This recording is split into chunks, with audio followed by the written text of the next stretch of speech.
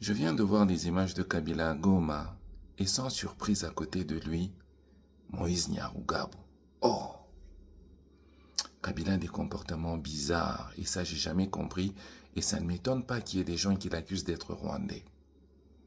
Vous savez qu'en 1997, quand Mouzé arrive à Kinshasa avec sa rébellion, il vient avec deux groupes de gens. Il y a un groupe de Congolais, Abdoulaye Hérodian Dombasi, Mwenzen Kongolo, Marapanga Monananga, le général Idi Kapin, le général Monene, qui est présentement en exil à Brazza, son cousin propre, celui qui aimait se faire appeler le cousin propre du chef de l'État, Kakuji.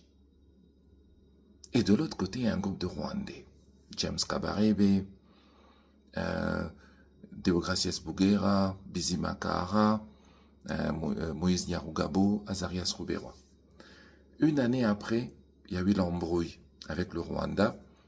Le groupe de Rwandais décide d'aller faire la rébellion. Le groupe de Congolais décide de rester fidèle à Mouzé. Ils créent le RCD et 3 ans après, ils viennent, ils assassinent Mouzé.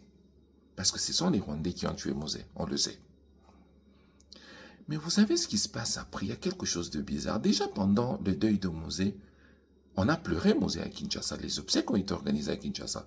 On a vu au palais du peuple la famille de Mouzé. Une grande famille. Il y avait beaucoup de gens qui avaient les uniformes de la famille de Mouzé. Mais vous savez ce qui se passe entre 2001 et 2006?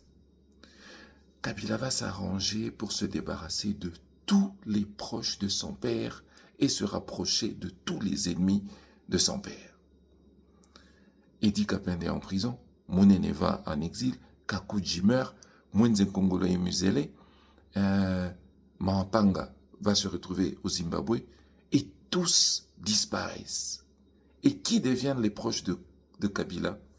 Azarias Ruberwa, Moïse Nyarugabo et seul sa sœur et son frère. Mais où sont les autres membres de la famille de Mouzé? On ne les voit plus. Kabila, Zara Claire Nabiso.